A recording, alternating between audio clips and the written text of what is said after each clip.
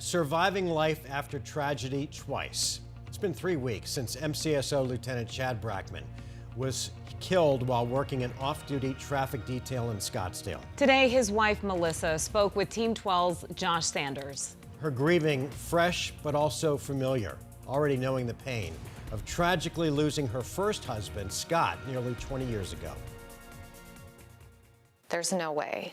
I've already been through this. There's no way that you would do this to me again. Melissa Brackman asking her God an honest question on her way to the hospital 3 weeks ago. Her husband, MCSO Lieutenant Chad Brackman, killed while working an off-duty traffic detail in Scottsdale, losing her partner, a road she's traveled before. Her first husband, Scott Ponder, was murdered at the hands of a now convicted serial killer in South Carolina in 2003, leaving her to raise their unborn child. Melissa thinking she'd never marry again.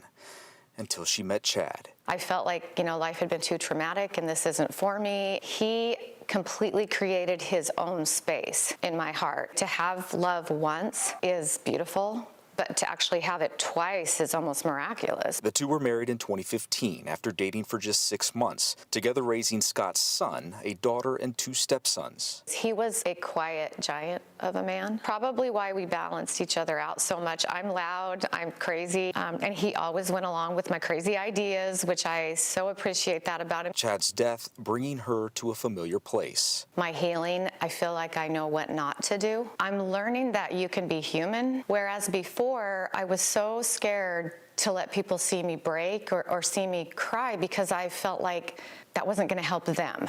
Melissa says the pain of losing Scott gives her the strength to grieve Chad. Days before his death, she wrote about the two men on her blog, writing that one day Scott would wrap his arms around Chad and thank him for taking over when he couldn't. For being there for a son that he never got to be here for. I do feel in my heart that was probably one of the first people to greet him. The two men forever connected to Melissa and their family. Now she has a decision, one that's never easy, but already made. We can let it completely destroy us, or we can figure out the best way possible to gain something from it and be able to help other people. Josh Sanders, 12 News.